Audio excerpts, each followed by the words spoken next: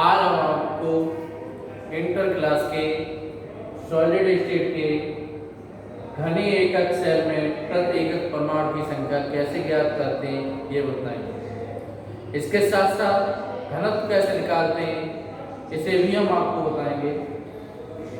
घनी एकक इकाई सेल में प्रति एकक परमाणु संख्या यानी नंबर ऑफ एटम्स पर unit cell in a unit cell. अगर हम किसी घन की बात कर रहे हैं तो घन के कॉर्नर पर स्थित जो कण होता है, एक कण 8 घन से जुड़ा होता है। अगर हम किसी घन में किसी एक कण की बात करें जो उसके कोने पर स्थित हो, तो किसी भी घन के कोने पर स्थित एक कण वो 8 कोनों से जुड़ा होता है, इसलिए उसका एक घन के लिए जो मान होता है वो 1/8 होता है। फलक के केंद्र पर स्थित कण, अगर किसी घन के फलक पर कोई कण उपस्थित है तो वो उस घन के दो घन के साथ जुड़ा होगा।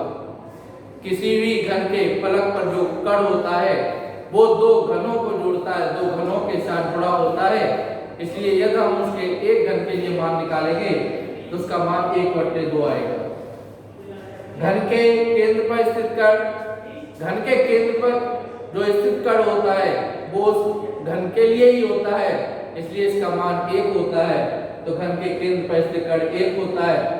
अब बात करते हैं घन के किनारे की, तो घन का एक किनारा 4 घन के साथ जुड़ा होता है, इसलिए अगर हम इसका मान निकालेंगे तो 1/4 आएगा।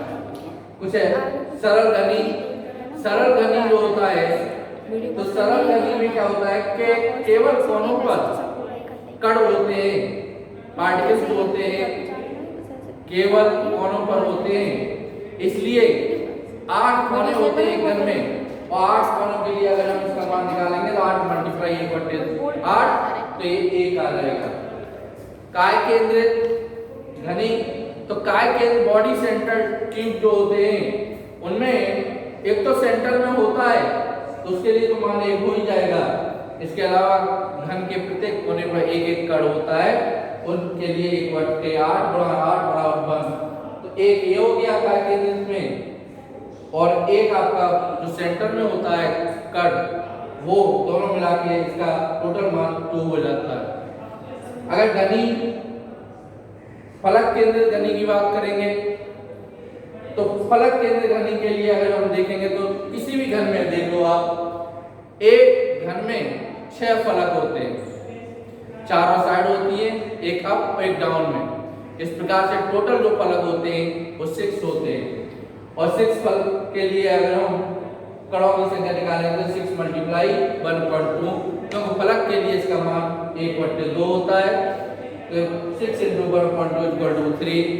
और अगर कोनों के लिए निकालेंगे 8 कोने होते हैं तो 8 × 1/8 तो ये बना जाएगा, तो 1 ये 3 ये टोटल इसका मान आ जाता है 4। तो इस प्रकार से जो घन होते हैं उनके लिए इस प्रकार मान निकाल लेते हैं। नेक्स्ट वाला इकाई सेल के घनत्व की गणना कैसे करते हैं। नॉर्मली हम जैसे पढ़ाई करते हैं घनत्व बराबर द्रव्यमान बट्टे आयतन, सेम वही फॉर्मूला, कोई चेंजिंग नहीं है, लेकिन यहाँ पार्टिकल्स की बात कर रहे हैं, परमाणु की बात कर रहे हैं, तो उसी हिसाब से उसे कैलकुलेट करना होता है। इकाई कोशिका का घनत्व निकालेंगे तो इकाई कोशिका का द्रव्यमान कितना है, इकाई कोशिका का द्रव्यमान कितना है, और उस इकाई कोशिका का आयतन कितना है, तो घनत्व आयतन के रेशियो को उसका घनत्व कहते हैं। अगर इकाई कोशिका का द्रव्यमान निकालना है तो मान लो उस इकाई कोशिका में परमाणुओं की संख्या Z है और एक परमाणु का द्रव्यमान m है, तो इस इकाई कोशिका का जो द्रव्यमान होगा वो इकाई कोशिका की परमाणुओं की संख्या × एक परमाणु का द्रव्यमान होगा। क्योंकि अगर 10 है परमाणु क्रमांक तो उसमें 10 हो जाएगा, 10 × 1 परमाणु का द्रव्यमान। इसी प्रकार से 20 है तो 20 × 1 परमाणु का द्रव्यमान हो जाएगा। तो यहाँ इकाई कोशिका का द्रव्यमान जो है उसमें जितने भी परमाणु की संख्या होती है उन परमाणुओं की संख्या में एक परमाणु के द्रव्यमान का गुणा कर देते हैं, तो वो इस इकाई कोशिका का द्रव्यमान निकल आता है। इस प्रकार से फॉर्मूला चेंज हो जाएगा इकाई कोशिका में परमाणु की संख्या Z मल्टीप्लाई एक परमाणु का द्रव्यमान अपॉन AQ। A जो होती है घन की कोर लंबाई होती है, लंबाई गुणा चौड़ाई गुणा ऊंचाई, और घन की तीनों बराबर होती है, इसका अर्थ ये हो गया आपका AQ। अब बात करें कि एक परमाणु का द्रव्यमान कैसे ज्ञात करेंगे। आवोगाद्रो संख्या के बराबर उस परमाणु का द्रव्यमान होता है।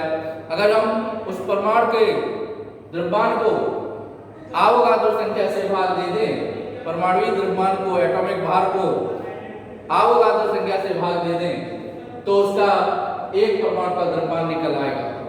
एक परमाणु का द्रव्यमान बड़ा परमाणुविक द्रव्यमान बटे आवोगाद्रो संख्या, जिसका मान 6.02 × 10⁻23 होता है। इस प्रकार से हम इसे स्मॉल m को निकालेंगे और ये वाला मान हम इस समीकरण में रख देंगे। तो ये आपका एक परमाणु का द्रव्यमान निकालेंगे तो ये आपका आ जाएगा Z × capital M upon A square × Na।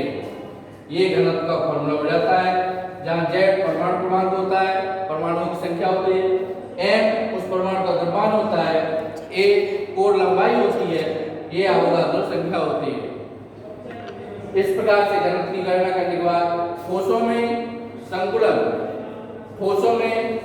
Packing in solid, किसी भी ठोस की बात करो तो ठोस के जो पार्टिकल्स होते हैं वो क्लोजली पैक्ड होते हैं, और जिसके पार्टिकल्स जितने अधिक क्लोजली पैक्ड होंगे उसका घनत्व उतना ही अधिक होता है। तो ठोसों का जो घनत्व है बढ़ता चला जाता है, और इनका जो पैकिंग होती है उस पैकिंग के आधार पर इन्हें दो भागों में बांटा गया है। एक तो आपके होते हैं द्विविमी निविड संकुलन, एक होते हैं त्रिविमी निविड संकुलन। जब ठोस के पार्टिकल्स को क्लोजली पैक्ड करते हैं, केवल वो लंबाई और चौड़ाई में होते हैं, 2 डायमेंशन में होते हैं, तो वो द्विविमी निविड संकुलन कहलाते हैं। और जब उनमें लंबाई और चौड़ाई तीनों आ जाए तब उन्हें पैकिंग करते हैं, उनकी ठोस के पार्टिकल्स की बहुत ही ज्यादा क्लोजली पैक्ड करते हैं, तो वो आपके त्रिविमी निविड संकुलन 3 डायमेंशनल क्लोज पैकिंग कहलाती है। ठीक है, क्लियर।